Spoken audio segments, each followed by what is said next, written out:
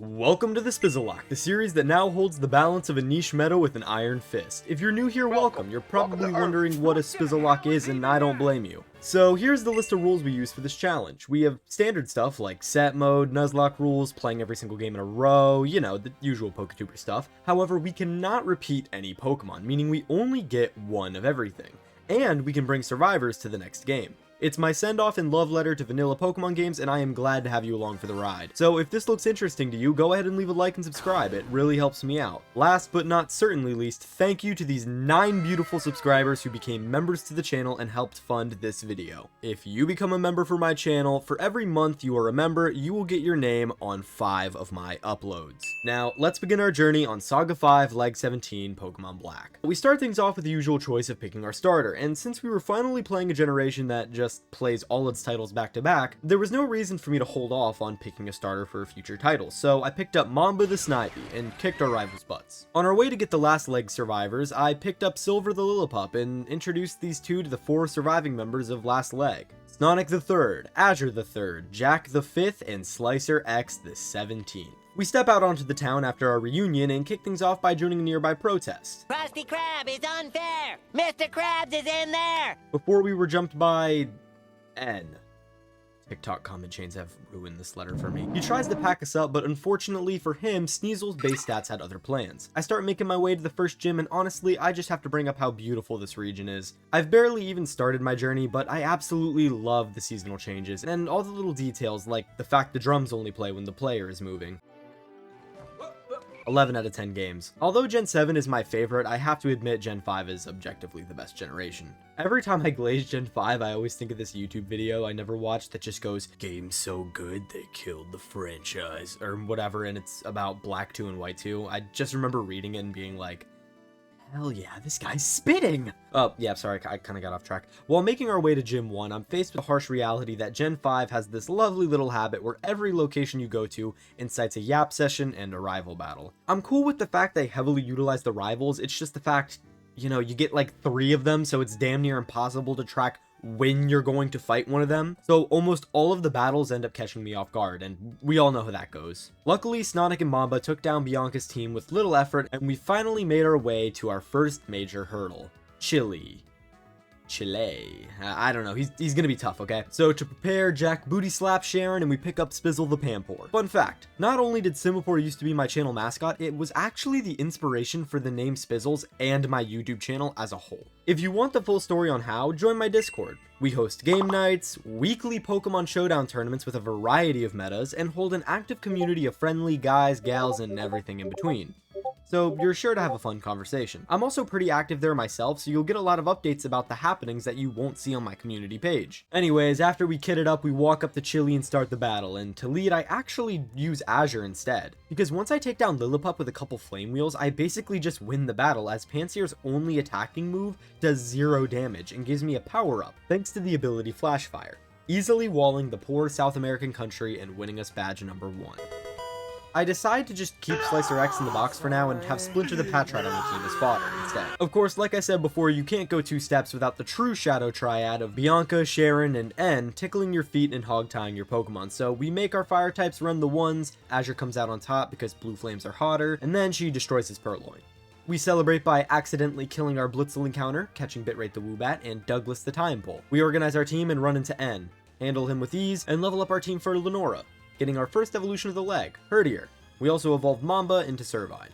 Mamba's new base stats and moves handled Lenora's grunts as we blaze through the puzzle and finally face her head on. We lead Mamba to set up his newest move, Leech Seed. We set up Growth while Herdier lands quite a few beers. We miss a Leaf Tornado, allowing Herdier to do huge damage to Mamba, forcing a switch. We go to Slicer X, who tanks Bite. Lenora heals, but using our Bulk and Leech Seed, we set up +6 defense, making Herdier's Bite do a measly 2 damage a pop. Spamming Mudshot, we take her Herdier down. Ace Watchog comes out, and we set back up our defenses that fell to a Leer. Lenora then makes a crazy good play, landing a Hypnosis and spamming Leer to get our defenses down. After a long battle of Sleep, Leers, Hardens, Mudshots, and Crunches, Slicer X perseveres and takes down Lenora's last 2 Pokemon, winning us badge number 2. We travel through a forest to our next destination, training up our members, finding items, and exploring the beautiful landscape. We then make our way across this awesome bridge and into the Big Apple in Castelia City. We then immediately rush north to go to every Gen 5 player's favorite route, Route 4, where you can find the likes of Sandile, Darumaka, and Scraggy. Then we pull ourselves an adorable little Sandile. We then switch around some members for Berg, adding bitrate to the team. We begin the battle and of course lead with Azure, who handles Whirlipede before being humbled by a Dwebble. We use Mamba to set Leech Seed and then go to Silver, who defeats Dwebble with a bite. Ace Levani comes out, tanking Razor Leaf, and we go for a workup boosted takedown, doing most of Levani's health. Getting low on health though, I go to bitrate and heal up Azure, and bitrate survives one more Razor Leaf to pull off a 4-time super effective air cutter, winning us the battle. Phew, that was kind of a close one. I suppose it's time though to take a nice stroll to the next town and... Luckily, nothing terrible happened during these battles, but man, these rivals are relentless. Anyways, while I have you here, I wanted to thank everyone for the huge support on my tournament video. From the viewers, to the subscribers, to the commenters, to the people who joined my Discord, people who became channel members, and people who joined the next tournament. Thank you so much for helping me put my channel on the map. I may not be a big PokeTuber now, or really anytime soon, but you guys put me on a small part of the map, like Rhode Island, I guess, and I'm forever grateful for that. If you're new here or just not subscribed, and if you made it this far into the video, please consider subscribing. It's free, you can always change your mind, and I work really hard to make projects you'll love, and I try to get my community involved as much as I can, so yeah, thanks for subscribing. Back to it. We go on a lovely Ferris wheel date with N, where he tells us he's the king. You think you're the king? I'm the king! And after we're not impressed, he challenges us to a battle, loses, and then gives us the light skin stare before promptly departing. What a strange man. Fun fact about me, I hate roller coasters, so after dealing with this terrible puzzle, if you can even call it that, we look over our team before battling Eliza. I made sure to bring Sobek to Sandile so we could have some electric immunity, and we start things off leading Silver into a Mulga. We get hit twice with Volt Switch while setting up and miss our takedown, completely walling Silver from doing anything useful. I then make a terrible play, and for some reason forget about takedown having recoil damage. So Silver barely survives this Volt Switch, and then using their remaining energy to connect takedown, killing them in the process. The enemy Emolga barely hanging on. We send out Sonic to quick attack finish things off, but she heals and static activates. Now we were in deep waters. Sonic's feint attack hits Zeb Strike as it switched in. I make a prediction thinking it will see the KO with Flame Charge, so I go to Azure to activate Flash Fire, but for some reason it uses Spark instead. I then go to Sobek, who activates Intimidate and soaks up the electric damage. Just then, a crit quick attack almost one-shot Sobek as we set up Sand Tomb. I was in shock how poorly this battle was turning out for me. We go to Mamba and land Leech Seed while Eliza heals and paralyzes us. After whittling down with a few turns and somehow not getting bombarded with Flame Wheels, we get Zeb Striker to 1 HP, switch to Azure, activate Flash Fire, and Zeb falls to Seed. We use our one healing item on Azure and one-shot Emolga with a crit Flame Charge, then her other Emolga with a crit Flame Wheel, winning us Badge 4. We head to the Pokemon Center, putting Silver to rest and leaving Slicer X, Sonic, and Jack in the box, before continuing our journey, catching Atum the Yamask on the way, and adding her to the team. I think Elisa's battle was a sign of the difficulty to come this leg, as soon after, Sharon decides he would like another battle. Since I was caught off guard, my Psychic-type Woobat was trapped against a pursuit-spamming Liepard, and I was practically forced to forfeit its life. After Mamba took it out, we went to Sobek for Tranquil, who was killed by a crit. The rest of the battle wasn't too hard, but the damage was done. 2 Pokemon dead before they could even evolve. I realized I needed to build a stronger team and keep a full one, so I added Lick the Purloin, who I evolved, and put Spizzle back on the team. With my new team built and the long path ahead, I continued to battle and explore the beautiful landscape of Unova, catching some Pokemon along the way. We had an annoying goose chase with Team Plasma, but we handled it pretty well and we caught some more Pokemon, and got some much needed XP. I make my way down to Clay, evolve Spizzle, and send out Mamba. We set Leech Seed but got confused, so I go to Lick, use Assist, and get very lucky and roll a Mega Drain. After switching between Lick and Mamba, we slowly whittle down Krokorok and Clay goes right for the ace. We set Leech Seed as it uses Hone Claws. Rock Slide does over half our health and flinches us. I go to Lick, who uses most of her health but eats an Oran Berry, activating her ability Unburden. And pairing that with Fake Out and Leech Seed turns, we were able to turn the tides in our favor. We go for Assist again, but don't get as lucky as we do some damage with Feint Attack before falling to Bulldoze. We send out Spizzle, who takes the W with Scald, and finally Palpitoad's out, who is easily handled with Mamba, winning us Badge number 5. We had barely stepped foot out the Pokemon Center before Bianca steps in our way just to get fodderized. We make our way through Chargestone Cave into Celestial Tower, because we have to ring the bell or something to fight the next gym leader. I don't know, I was too busy looking at my new Deerling, Evergreen, to pay attention to the plot.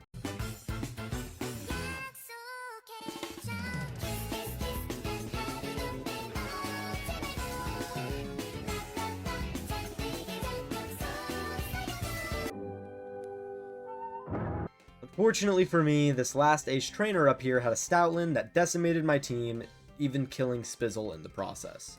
But everyone else was unharmed. We climbed up the tower's last steps and rung the bell. I was really sad we had lost the OG channel mascot, but you know, I think it's time we put that old thing to rest. Leave it at tier 2 on the Spizzle's iceberg, so to speak. With no way to hit Skyla for good super effective damage, I was a bit nervous, but I looked over the box I built brick by brick over the course of my journey and got to cooking, where I evolved and added Wednesday the Gotharita and Micah the Unpheasant. Why can't I keep anything alive? Pascal the Swanna and Colleen Ballinger the Chinchilla. Also evolved Atum into Cophagrigus. I gave held items and much needed gems to my team, and took my battle stance and did my battle dance. Skyla sends out Swoobat. I thought Ghost Gem boosted Hex would OHKO, but Swoobat's amnesia saved it. We KO next turn and Unpheasant comes out, meaning we couldn't do any damage. I go to Colleen, who gets leered, but like a goat lands Sing first try. Using a gem boosted Tail Slap, we hit 3 times, critting on the last one and KOing Unpheasant. Swanna is out last, and we go to a Swanna of our own. A long battle of stall commences before I switch to Atum, who gets destroyed by Air Slash. I heal her up and miss Will-O-Wisp. I go back to Pascal, who fights hard to get an edge over his mirror match. After running out of roosts, Pascal pulls off a critical hit Air Slash, bringing Skyla Swanna to an easy KO range, before forfeiting his life. However, Swanna heals. We use Encore and then Sing. If I miss, Chinchino dies. But we land it. We then go to Wednesday, who uses fake tears to lower special defense, and then Future Sight. Wednesday tanks blow after blow as we land gem boosted Psybeam, and Swanna still lives. Running out of options, I go to Azure, who gets hit heavy by Bubble Beam, but Future Sight finally lands, KOing and winning us the battle. We head to the Pokemon Center. I was exhausted and needed to take a rest. We had 8 deaths so far, and 8 members to our squad. We were 6 badges in, and I was worried for the future of the run. We were definitely playing better than before, but I was losing a lot more members than I would have liked. So I called it quits for the night and continue on the next day. The next day. We continue our journey, and you may have noticed I haven't been naming routes and towns as we go, and that's because it's been a long time since I've played Gen 5, and I'm still trying to remember them all. So if you notice that weird thing on the screen up there, don't worry, that leaves in a minute. Oh my gosh, episode 1 vibes? Hello? We then ran into Sharon again. No, trust me, bro. I know I've lost you like 5 times. Just please, bro, trust me, though.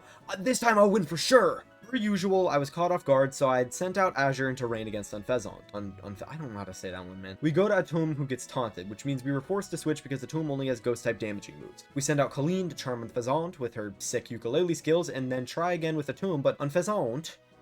I can't do it. Unpheasant... speed makes us literally unable to burn or attack it. We go for a Future Sight Psyshock combo, which finally takes down Sharon's first Pokemon.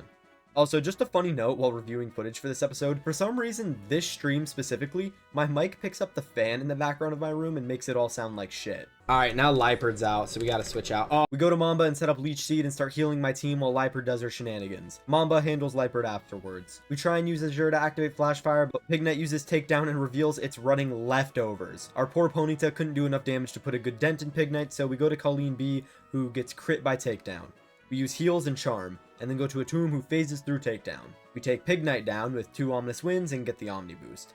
Next up, Simisage is out, and I decide to go for the offensive, and this happens. Will-O-Wisp you. What the fuck? No! No! No, what? Dude! My goat! What are you doing? King! What are you doing? What is this? Holy shit, what? Luminix. Bro, you cannot... Yo, do you need me to refund that, man? Holy shit, 5 gifted memberships. God damn. After spamming almost all of our heals, we finally get Azure positioned in and KO Simisage. Mamba evolves into Superior, perhaps out of fear, because we were weakened and down to 3 members, and the champion of the region, Alder, was approaching. Thankfully, he didn't seem in the mood for fighting. He gave us the HM Surf, and we went back to the Pokemon Center to rebuild.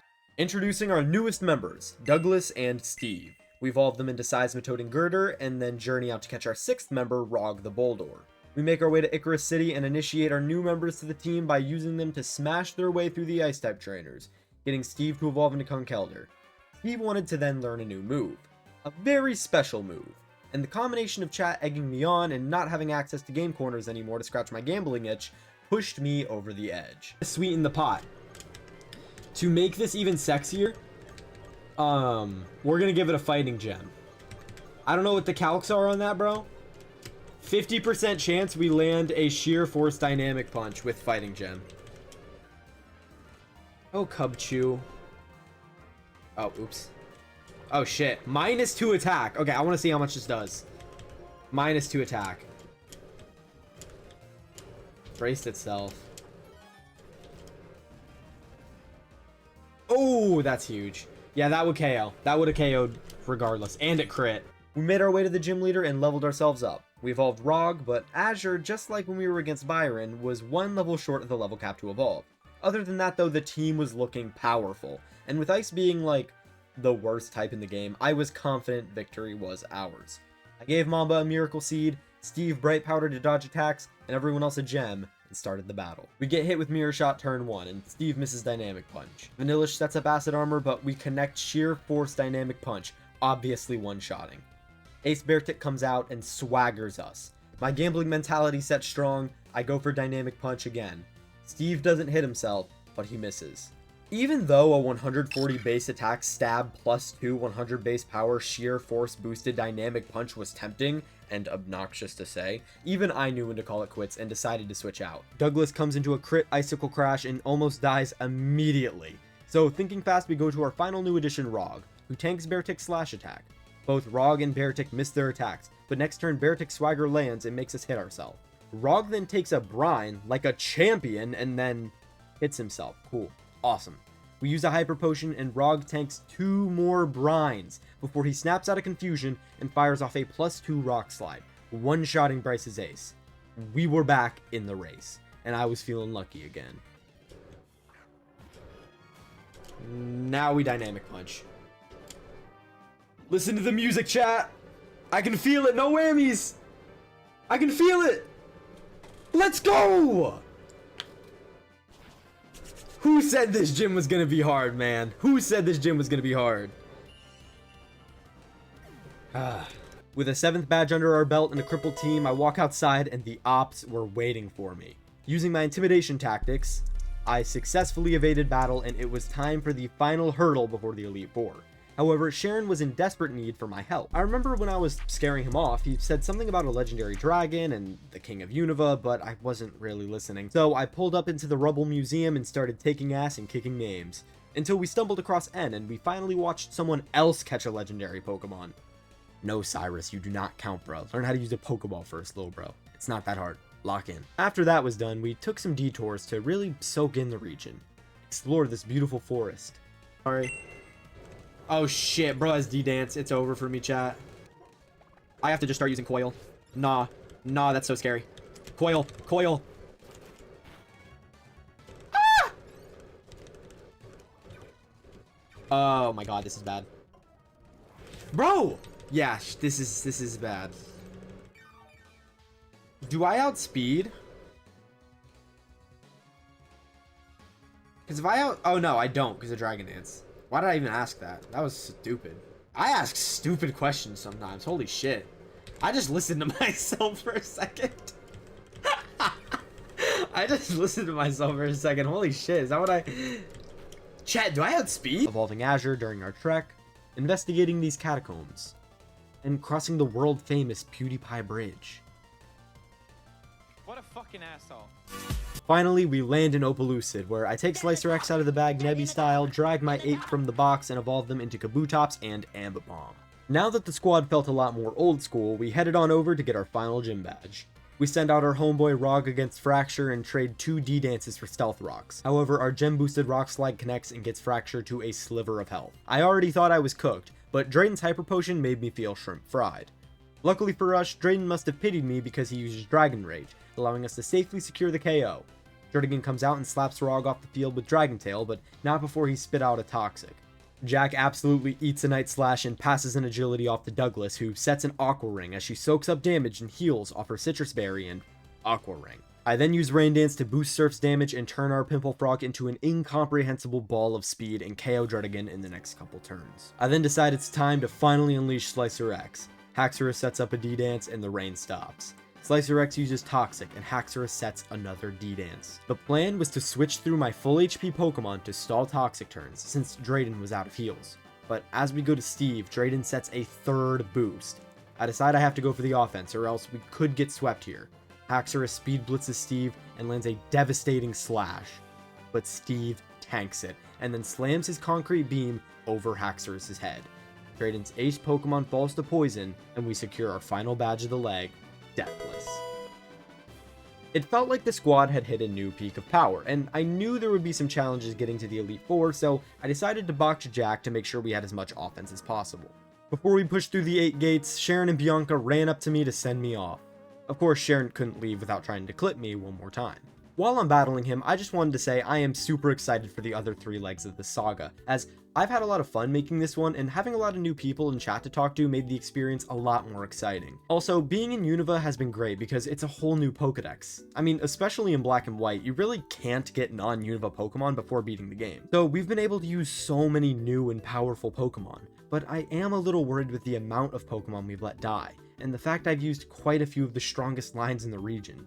So I was determined to try and keep as much of this team alive as possible. The biggest issue with that though, besides the powerful league we would face, is the survivors we had. We had 4 Pokemon who we needed to bring to the next region, and we had way more than 2 strong Pokemon as our allies. Although I was having fun, I definitely had a lot of difficult decisions to make ahead. We defeat Sharon, and one by one I make my way through the gates, wondering which Pokemon would come with me to the final battle and which would stay behind. Could we even make a strong enough team using all 4 survivors? With Haragon, I wasn't sure. I was also nervous because this was an important leg. Beating this leg would mark the halfway point for Nuzlocke. As of this video, there are 34 mainline games between Yellow and Violet.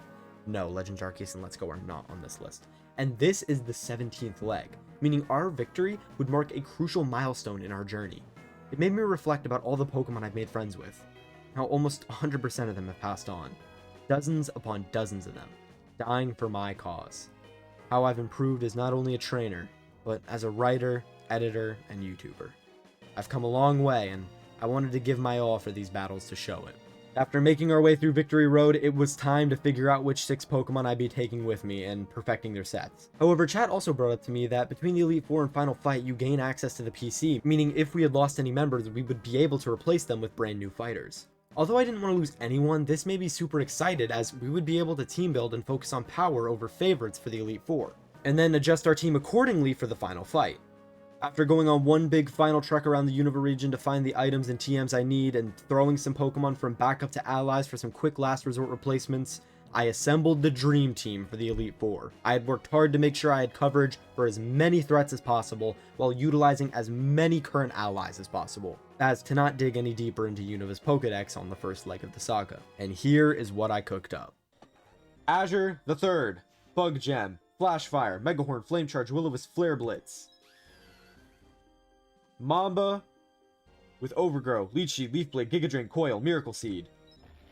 Heave with Sheer Force, Hammer Arm, Brick Break, Stone Edge, Bulk Up. Douglas with Swift Swim, Drain Punch, Bulldoze, Rain Dance, and Surf.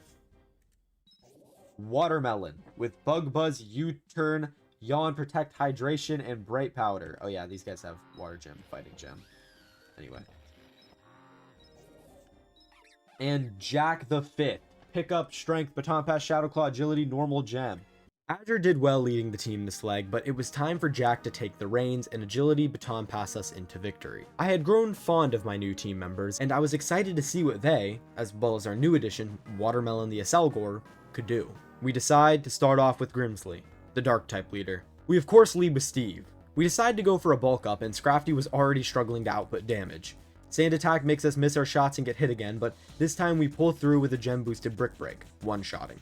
Knowing Fake Out's incoming and is slightly fearful of Aerial Ace or a Crit Night Slash, we go to Azure, who one-shots with a gem boosted Megahorn. Next, we go to Douglas for Crocodile, but take huge damage from EQ. We go to Mamba to tank another EQ and KO with Giga Drain and Leech Seed. We then go to Azure and Oko Ace Bisharp with Flare Blitz. Next up was Marshall, the fighting type leader. We set up Leech Seed and coil with Mamba to wall and destroy throw, and I coil again as Mienshao switches out to Sawk. I Leech Seed, Giga Drain, and Leaf Blade to KO. Ace Mienshao is back out, and trying to predict the U-turn, I go to Steve. This was a bad play though, because I probably could have walled the whole battle with Mamba. But now, with Steve's life on the line, he survives a second high jump kick and then gem boost hammer arms his way to KO. We go to Douglas, who gets crit with a Stone Edge, and we heal Mamba. Douglas dodges a hammer arm, and we go back to Mamba, who took way much more damage than I thought from a hammer arm. I realize Mamba has to stay in, as nobody else has the health or bulk to tank Conkeldur's attacks and KO as they are. So I go for a Leech Seed and sacrifice. But Mamba missed, and he dies. He had fought well and been a significant member along the way of our journey, saving us many times from tough trainer battles with Leech Seed and draining moves. We go to Azure, make sure he doesn't have guts, and then Will-O-Wisp. We go to Douglas, and she gem boosted Surfs, getting Conkeldurr into burn KO range. Conkeldurr unleashes his final attack, and Douglas braces. And lives. We had 5 Pokemon left, and 8 more to take down before the final battles. I was worried, as Mamba was a vital support Pokemon, but I knew we would find a way. We face Chantal next, the Ghost-type leader, and we finally debut our newest addition, Watermelon. We trade Yawn for Will-O-Wisp, then U-turn to Jack, who takes an immunity to Shadow Ball, and Cofagrigus falls asleep. We utilize Ghost Gem Shadow Claw, a move we had taught Jack before this battle, and do huge damage. Chantal uses her full restores as Jack spams Shadow Claw until the opponent falls. Golurk hits the field, and we send out Douglas. A gem boosted Surf takes down Golurk. Predicting Jellicent's Energy Ball, we go to Watermelon, who dodges and lands another Yawn. Watermelon barely survives the incoming attack, and we U-turn to Steve. We use 2 Stone Edges and our gem to KO Jellicent, and out comes Ace Chandelure. I then healed Douglas, which may look like a bad move, but we absolutely needed Douglas at full health if we wanted to take down her Chandelure. Considering its powerful moves and even more powerful special attack, Douglas was the only route to victory, and we had to ensure it at all costs. On that note, since our final Elite Four battle was a Psychic leader and we had other fighting types in the box, I sack Steve to Chandelure to ensure a safe switch. From there, the battle is set, and we KO with a couple Surfs. And if you look at Douglas's health after the battle, you'll see I made the right call. We step up to the final Elite Four member, Caitlyn, for a 4v4 battle, and we lead with Watermelon, who we gave a Bug Gem instead of Bright Powder, and we Bug Buzz Reuniclus for an easy KO, and Sigilyph is out. We go to Douglas, and in classic Douglas fashion, gets crit by Air Slash and brought to low yellow. Look at these stats! I swear she's a tank. She just can't stop taking crits. We go to Jack, and using our gem and spamming Shadow Claw, we KO with very little HP to spare. Gem Megahorn one-shots her ace, and final Pokemon Musharna is out. We go for another Megahorn, but she lives, and crits us with Psychic, killing our shiny Rapidash. Watermelon finishes the battle, and the Elite Four is over. We had lost half our team to these 4 battles, but it was clear to me now that these 3 survivors were strong enough to come with me to the next game. We head on over to N to politely ask him to raise his castle out of the crust of the earth so we can change our team, and he obliges. However, when I enter the building, 6 of N's dads try to jump me for breaking their son's heart. Luckily though, I had the gang on speed dial, and I was able to break and enter peacefully while the gym leaders of Unova kept the old heads busy. I made it to the PC and saw we had 3 allies in the box. Perfect. But there was one issue. There was no way for me to get the item necessary to evolve Sneasel before post-game. So if I were to use Sonic, I'd be bringing Sneasel, and it was already hard enough to justify bringing Weavile. So to keep both Sonic alive and to not jeopardize the team's integrity and endanger them, I left Sonic behind to be taken to the Universal Allies box and join retirement. I then picked up the House the Mienfoo and evolved them into Mienshao. With our new team built and Slicer X back in charge of the team, we head on over to face N, where he had a special surprise waiting for us. The throne!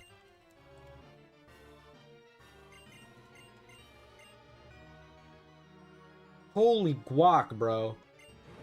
Hey, yo, what? Bro swoops in? Does bro literally swoop in? I forgot this part. Damn. I'm cooked. I'm cooked. I can't even throw a Master Ball at this, bro. I'm cooked. No. I was talking to Chad earlier. I was like, I'll just throw a Master Ball at it, bro. Fuck! It's going Super Saiyan! Holy shit! Holy shit! Holy shit! It just went Super Saiyan 3, bruh. I have to use Yawn on the ASAP.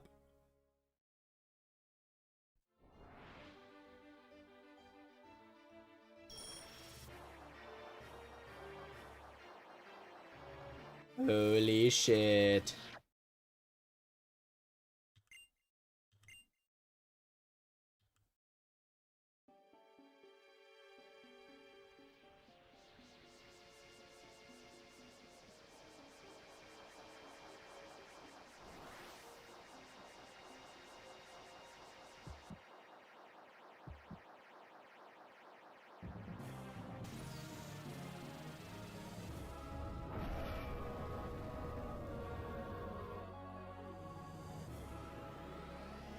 Whoa. We got back up! We got back up!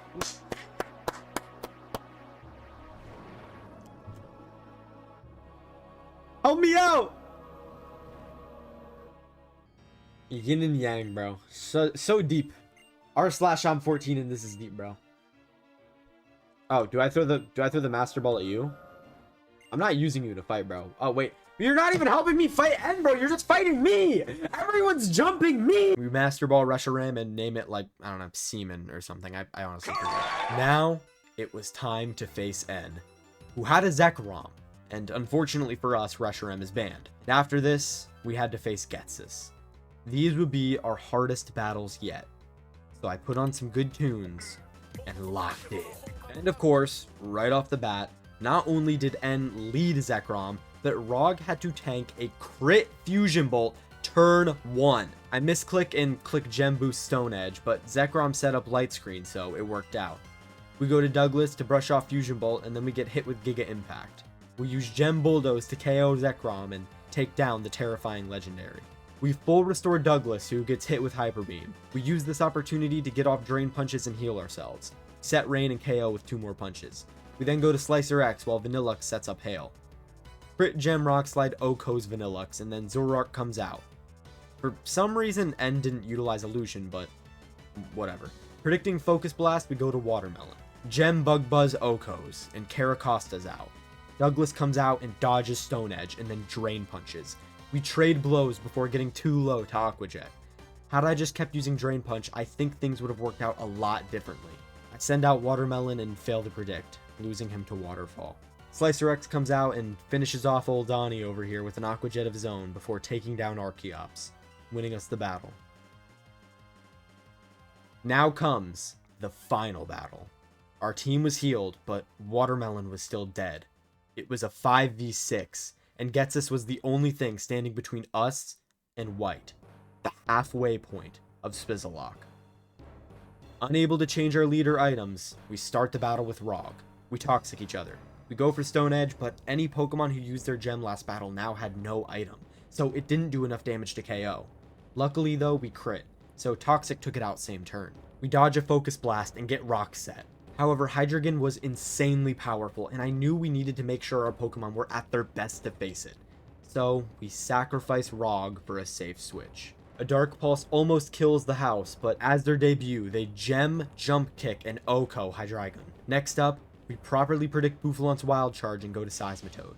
We trade blows getting each other low, and I go for Drain Punch. However, he survives on like 1 HP and kills Douglas, taking itself out in the process. It was now a 3-on-3. We try our best to take down Seismitoad, but the house just couldn't cut it and falls. Jack and Slicer X were the only ones left. Through spamming Strength, we take down Seismitoad. We trade blows with Bisharp, getting us down to 5 HP before we switch to Slicer X, who tanks X-Scissor. We take it down, and now it's just Electros versus Slicer X. We Waterfall, and they Wild Charge. If we live this attack, we win.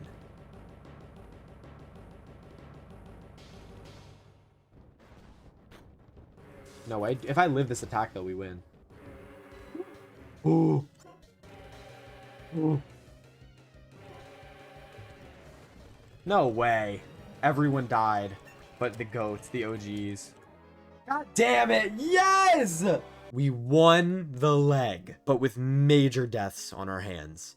N flies away on Zekrom, and we ignore the story BS and head to the box.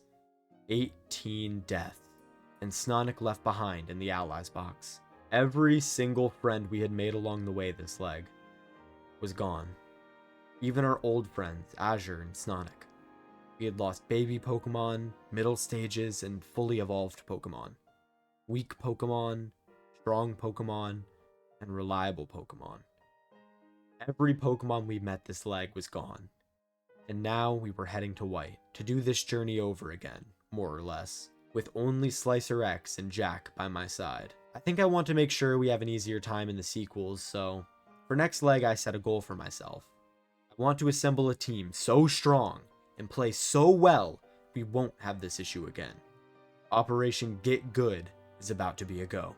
We were going to be starting the latter half of Nuzlocke with a near clean slate. Although there are several, if not dozens of Pokemon I wish I could have taken with me up until this point, I'm glad I still have Slicer X and Jack by my side.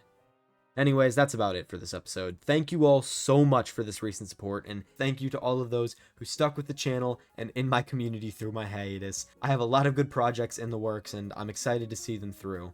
And I can't wait to start the next leg. I'm actually really excited to play the same game multiple times for once. So yeah, thanks for subscribing.